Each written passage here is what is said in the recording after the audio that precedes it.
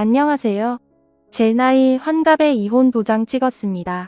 시집와서 40년을 가까이 참고 살았는데 이제 와서 이혼 도장을 찍자 하니 남편이 한다는 말이 이 할망구가 노망났나? 배부른 소리하고 있네 였습니다. 한평생을 한솥밥 먹으며 한방에서 지낸 남편이라는 사람이 말을 그렇게밖에 못합니다. 내가 웬만한 것은 들어도 못 들은 척 살고 봐도 못 본 척하고 넘어가니 제가 동네 지나가는 똥개만도 못해 보이는지 말 한마디를 해도 맨날 쥐어박는 소리를 하고 다정하게 말 한마디 할 줄 모릅니다. 남편은 3남 1녀 중 맞이입니다. 제가 그 집에 시집갔을 때 시부모님은 촌에서 농사를 짓고 사셨고 남편은 어릴 때부터 천재 소리를 듣고 자라 4남매 중 유일하게 대학에 들어가서 지금은 모은행 임직원까지 했습니다. 제 사정을 모르는 사람은 저를 보고 은행 임직원 사모님이라고 남편이 벌어다주는 돈 받아가며 편하게 호의호식하며 사는 줄 아는데 남의 집 사정은 안 들여다보면 아무도 모르는 겁니다. 저는 그 집에서 돈도 못 받고 일하는 일꾼이었습니다. 시부모님은 저한테 남편이 벌어다주는 돈 쓰면서 집에서 앉아서 놀기만 하면 뭐 하냐며 농사일 있을 때마다 와서 농사일 도와라 하셔서 농사일도 다 도왔습니다. 처음에는 그냥 돕는 정도였는데 나중에는 제가 안 가면 아예 농사일을 시작을 안 하셨습니다. 시부모님 동네에서는 서울댁이 일도 잘하고 검소하다면서 칭찬이 자자했지만 남편이 그렇게 돈 벌어다 주는데 그 정도도 안 하냐면서 시부모님은 제가 농사일 하는 것을 당연하게 생각했습니다. 시동생하고 시누이들은 얼마나 우리 집을 자기네 집 드나들듯이 드나드는지 역시 공부를 많이 한 형님 집은 다르다면서 우리는 가방끈이 짧아서 이런 집은 꿈도 못 꾼다고 돈이든 먹을 거든 은근히 뭐 하나 챙겨주기를 바랬습니다. 그래서 늘 챙겨주었는데 빈손으로 보내는 날에는 시어머니한테 전화가 옵니다. 내 남편 공부시키느라 다른 애들은 공부도 못 시켰다. 내 시동생은 내가 걷어야지 그렇게 야박하게 구는 거 아니다. 남편 만나서 잘 살고 있으면 은혜를 갚아야지 너는 어떻게 인정머리도 없이 구냐 하셨습니다. 맨날 말하는 남편이 벌어오는 그 돈 제가 주물러나 봤으면 말을 안 하지요. 저는 남편 월급 봉투나 월급 통상 구경 한번 해본 적 없습니다. 생활비를 주면 100원짜리 하나 10원짜리 하나 어디에 썼는지 다 기록해야 되는데 돈이 조금이라도 비면 어디에 썼냐고 어디 돈 빼돌리는 데 있냐면서 캐 물었고 어디에 썼는지 정확히 기억을 못 해내면 밤이 늦도록 사람을 재우지 않고 힘들게 했습니다. 생활비 외에 어디 돈 들어갈 일 있으면 어디에 얼마나 왜 써야 되는지를 보고서를 써내듯이 써내서 통과가 돼야 받지. 그렇지 않고서는 절대 돈을 주지를 않았습니다. 남편이 워낙 돈까지 그러니 이날 이때까지 친정 부모님 생신이 되어도 용돈 한 번 제대로 해드린 적이 없고 어버이날에도 꽃을 만들어 드린 적은 있어도 생화 하나 사서 가슴에 달아드린 적이 없습니다. 어머니는 지금 살아계셔서 제가 효도하지만 아버지는 일찍 돌아가셔서 생전에 제대로 못해드린 것이 그렇게 마음에 걸리더군요. 제가 워낙 돈을 안 쓰니 사람들은 저보고 다들 검소하다고 하는데 저도 사치할 줄 알고 좋은 옷 좋은 가방 사서 쓸 줄 압니다.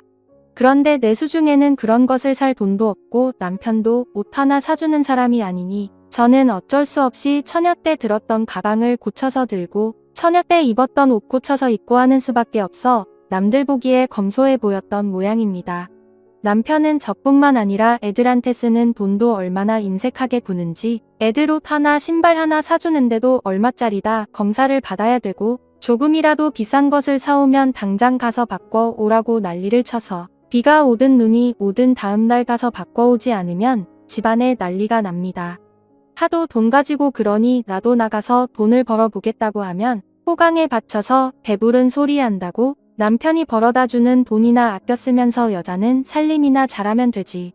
어디 이 남자 저 남자 있는데 그 속에 섞여서 돈을 벌러 다니냐고. 돈 벌러 나간 여자 중에 남자 만나서 정신 못 차리고 얼빠진 짓 하는 여자들이 얼마나 많은 줄 아느냐며 벌어주는 돈이나 잘 아껴 쓰라고 하더군요. 남편은 늘 그렇게 여자들을 깔아 뭉개는 소리를 잘합니다.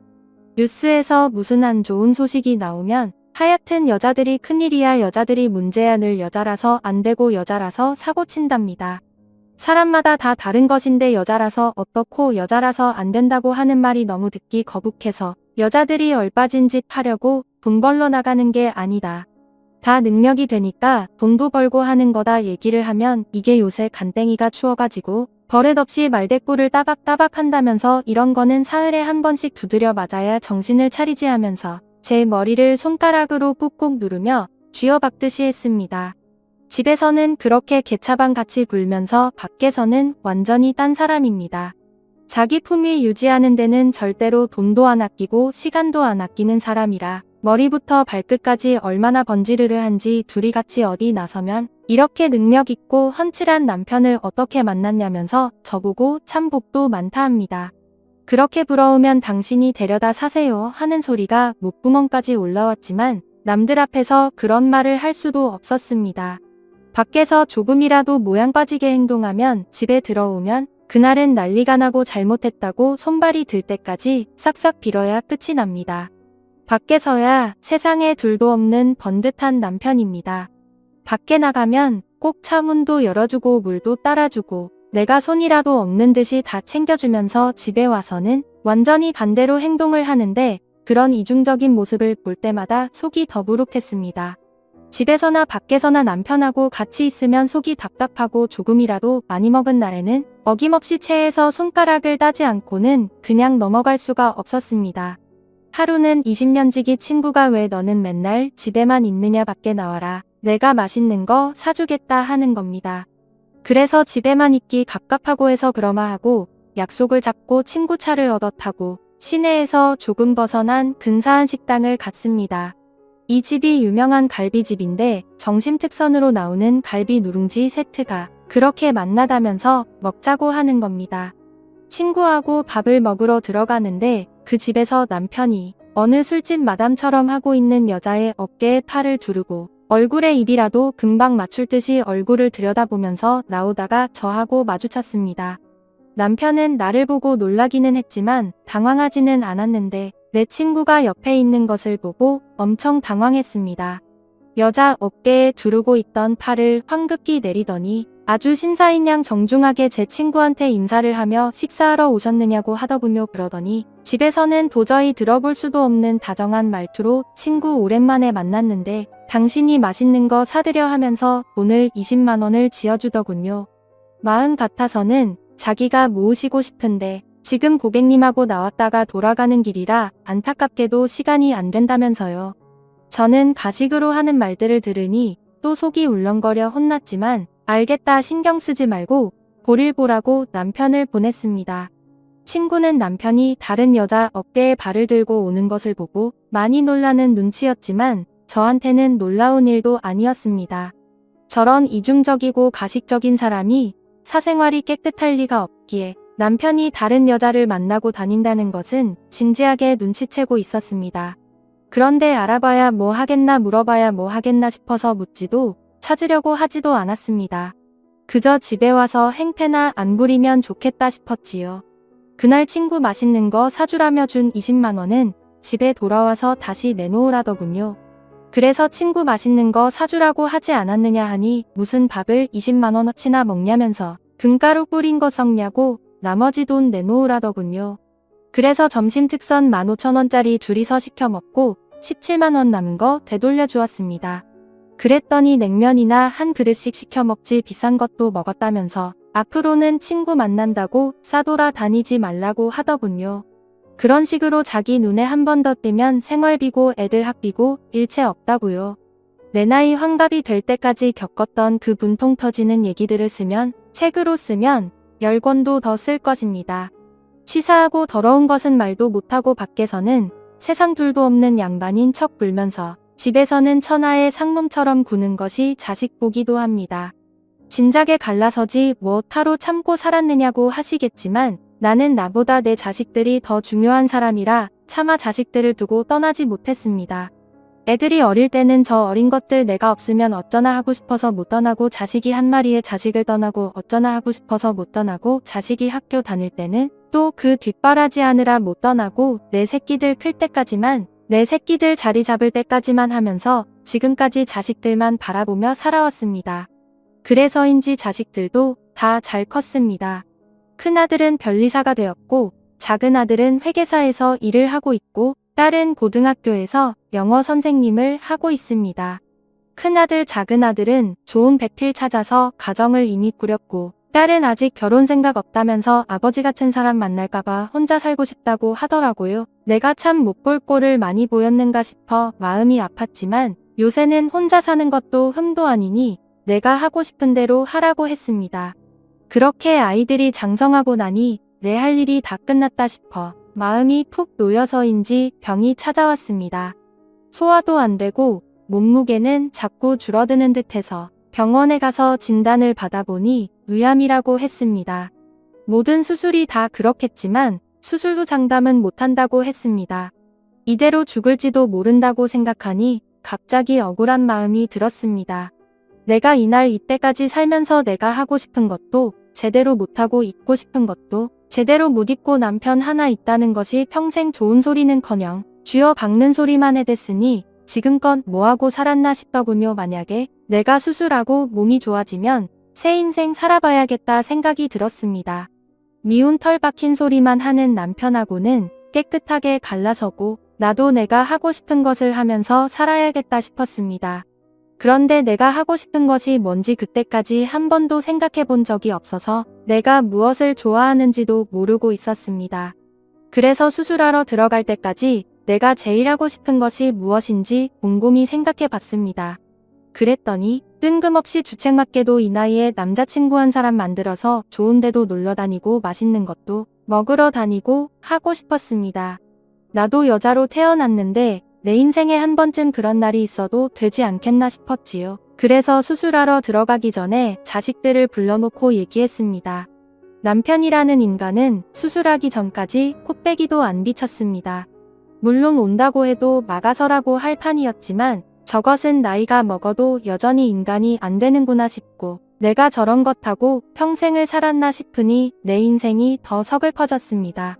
어쨌든 3남매를 불러놓고 나는 수술이 잘 되고 나면 이 아버지랑 갈라설 것이고 나도 남은 내 인생은 좀 자유롭게 살아볼란다 했더니 자식들은 엄마가 어떻게 살아온지 다 알고 있으니 엄마 하시고 싶으신 대로 하라며 용기를 주었습니다. 혹시 변호사가 필요하면 변호사까지 구해주겠다고요? 자식들이 그리 말해주니 내 인생 헛산 것은 아니구나 싶고 그 세월 참고 살아온 내가 대견하다 싶었습니다. 저는 3남매로부터 위안을 받고 편안한 마음으로 수술을 받았고 수술은 잘 끝났습니다. 지금까지 고생하면서 살았으니 이제부터는 좀 편히 살아보라고 새 목숨을 주셨나 보다 싶어 감사 기도를 얼마나 했는지 모릅니다. 수술이 끝나고 내가 이혼을 한다고 하니 남편은 이게 드디어 노망이 났다면서 콧방귀를 꼈습니다. 내가 무슨 재주로 혼자 사느냐고 빈털터리로 쫓겨나 봐야 정신을 차린다면서 밉상스러운 소리를 그렇게 해대는 겁니다. 이혼은 얼마든지 해줄 테니 돈은 10원도 못 주겠다고 하더군요. 그래서 제가 자식들한테 내 아버지가 한 푼도 못 주고 쫓아낸다고 얘기를 하더라 전하니 그거는 아버지가 몰라서 하는 소리다. 엄마도 재산을 받을 수 있다면서 큰아들 학교 선배라면서 변호사를 소개시켜 주었습니다. 이혼에 대한 상담을 해보니 재산 분할도 충분히 할 수 있고 지금까지 남편이 나에게 어떻게 했는지 자녀들이 증언을 해주면 얼마든지 이혼이 가능하다고 했습니다. 그 얘기를 들으니 속이 뻥 뚫리는 것 같았습니다. 이제야 저 얼굴 좀 안 보고 살아도 되겠구나 하니 날로 젊어지는 기분이 들었습니다. 상담을 받고 남편에게 와서 얘기를 했습니다. 조용히 재산을 나누고 이혼을 하겠느냐 아니면 소송해서 일 크게 만들겠느냐 하니 어디서 자기 돈을 넘보냐면서 내 돈은 꿈도 꾸지 말고 이딴 식으로 나오면 이혼도 못해 주겠다 하더군요. 자기가 누구 좋으라고 이혼해 주냐고요. 그러면 빨래하고 밥하고 누가 하느냐고 또 미운 털 박힌 소리만 골라서 해댔습니다. 헛바람에 들어가지고 이혼이니 어쩌니 늙어서 쪽박 살 짓 하지 말고 좋은 집에서 살게 해주는 것을 감사하게 생각하고 빨리 가서 밥이나 하라고 하더군요. 내가 사람을 만나도 어찌 저런 사람을 만났는지 저런 인간을 평생 같이 살라고 사람 소개시켜준 이모부가 원망스러웠습니다. 저는 저런 인간하고 한 집에서 살 수가 없었습니다. 한시라도 더 같이 있다가는 수술한 게 재발할 것 같았습니다. 저는 방으로 들어가서 제 물건을 다 챙겼습니다. 그랬더니 남편이 방으로 들어와서는 밥 안 하고 방구석에서 뭐하고 자빠졌냐 하더군요. 그래서 내가 그랬지요. 나는 이 집에서 당신이랑 1분, 1초라도 더 같이 살기 싫다. 내 속이 문드러져서 질 것 같으니까 내 앞에서 이러쿵 저러쿵 잔소리 하지 말라고 했습니다. 그랬더니 남편이 요새 간땡이가 부어도 보통 부은 게 아니네. 너 도대체 뭐 믿고 그러는 거야? 어디 굴러다니는 쥐약이라도 주워 먹은 거야? 뭐야 왜 갑자기 미쳐서 날뛰어 하더군요. 그래서 내가 저 인간을 그냥 보고 있으면 내가 지 새끼다 싶어서 어찌 저 입을 막아줄까 싶어서 주변을 두리번거리다가 뿌리는 방향제가 있길래 남편 있는 쪽으로 칙칙하고 계속 뿌려버렸습니다. 그랬더니 이 할망구가 미쳤나 하면서 뒤로 물러났습니다. 한 번만 더 가까이 오면 이 모기약을 뿌려버릴 테니까 가까이 오지 말라고 해놓고 저는 얼른 짐을 싸서 나와버렸습니다. 그냥 나올 때는 몰랐는데 짐을 싸서 집 밖으로 나오니 발걸음이 얼마나 가볍던지요. 뛰어서 부산까지라도 갈 수 있을 것 같았습니다. 저는 애들의 도움을 받아서 이혼 소송을 진행했고 재산분할 신청도 했습니다. 그냥 재산을 받았으면 몰랐을 텐데 소송을 걸고 보니 남편이 지금까지 여기저기 숨겨놓은 재산들이 꽤 있었습니다. 여자들은 그렇게 끼고 다니더니 워낙 남한테는 구두쇠라 그런지 돈은 많이 안 내어준 모양이었습니다. 이혼 소송하면서 자식들의 증언과 살림의 기여도가 반영돼서 저는 위자료의 재산 분할까지 두둑히 받았습니다. 이제는 돈도 제가 쓰고 싶은 만큼 쓸 수 있고 그 인간한테 이런저런 밉상소리 안 들어도 되니 없던 병도 싹 낫는 듯 했습니다. 남편은 자식들 키워놔도 다 소용없다면서 어디서 지엠이 편을 드냐고 난리를 치더군요. 니들은 앞으로 돈 한 푼도 없다고요? 자식들은 처음부터 아버지 돈에는 관심도 없으니 아버지 쓰고 싶은 만큼 쓰다가 가시라고 했습니다. 그래서 제가 덧붙였지요. 언제는 자식들한테 용돈 한번 줘봤냐고요. 누가 들으면 지금까지 자식들한테 돈 꽤나 많이 쓴 아버지인 줄 알겠더라고 했지요. 그랬더니 남편이 성질은 나는데 자기 성질대로 못하니 길길이 날뛰기만 했습니다.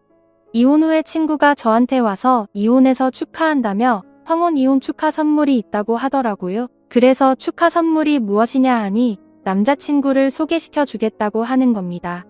그 소리를 듣는데 어찌 그리 부끄럽기도 하고 좋기도 한지요. 그래서 잘생겼냐 물으니 이 남편은 그 옆에 서면 얼굴도 아니다 하더군요. 그래서 소개팅 받기로 한 날 미용실에 가서 머리도 곱게 하고 백화점 가서 옷도 한 벌 사 입고 친구랑 같이 소개받을 분을 만나러 갔습니다.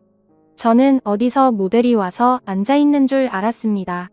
어찌나 키도 크고 훤칠하신지요. 젊은 사람들이 말하는 첫눈에 반했다 하는 말이 이럴 때 쓰는 말인가 싶었습니다. 제가 좋아하는 티가 너무 났는지 친구가 입에 팔이 들어가겠다며 입 좀 다물어라 하더군요. 그 말에 우리는 한바탕 웃었습니다. 수의사가 직업이라고 했습니다.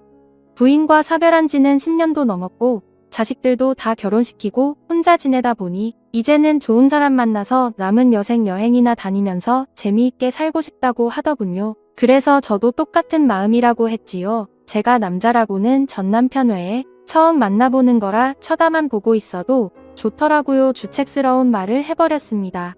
그랬더니 그분도 제가 솔직하고 말이 잘 통할 것 같아서 참 마음에 든다고 하더군요. 그렇게 소개를 받고 우리는 살림을 각자 살고 서로 왔다 갔다 하면서 여행도 다니고 맛있는 것도 먹으러 다니고 있었습니다.